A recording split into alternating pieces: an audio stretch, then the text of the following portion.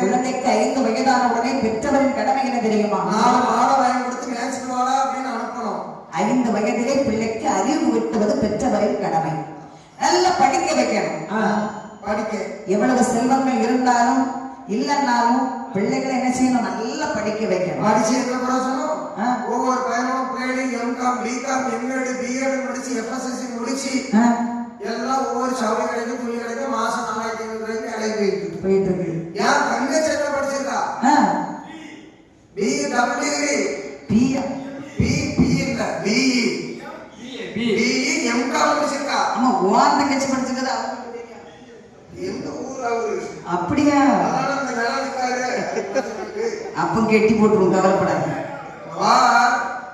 இவ்வளவு படிப்பு படிச்சு கம்ப்யூட்டர் சென்டருக்கு 5500 ரூபாய் தாரங்க. கூட ஒரு 500 ரூபாய் கொடுத்து சாப்பாட்டுக்கே வழி இல்லை, கஷ்டம் அப்படின்னா கூட ஒரு 200 ரூபாய் சேர்த்தாருங்க.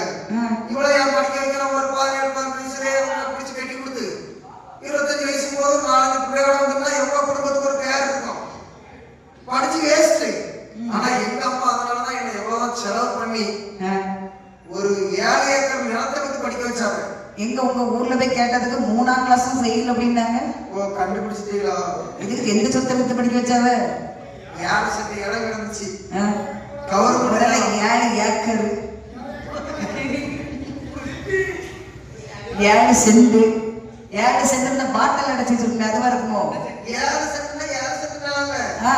7 சென்ட்ல மொத்தம் 13 கொண்டு அதனால உங்களுக்கு 7 அடிதான் கிடைக்கும். 13 பங்குல அதெல்லாம் மொத்தம். அப்போதே உன்னை மாதிரி ஒரு தாய் கிடைச்சிருந்தா கண்டிப்பா என்ன படிக்கத்தான் வச்சிருப்பான். எங்க அம்மா வயசுல பிறந்ததுக்கு ஏதாவது தெருவில் பிறந்திருக்கலாம். வீடியோ எடுத்து இதை மட்டும் கட் பண்ணி போட்டு விட்டுருங்க, அப்படி அனுப்புறாரு. வளர்கள் வளர்ந்து வரக்கூடிய சமயம் உனக்கு 5 வயது. பிரம்ம கன்னியாரவள் மகனை அழைத்து சொல்கிறார், மகனை வளரக்கா, உனக்கு வயது 5 ஆகிவிட்டதடா. என்ன செய்ய வேண்டும் தெரியுமா? என்ன செய்ய வேண்டும்? பள்ளியில் சென்று பள்ளி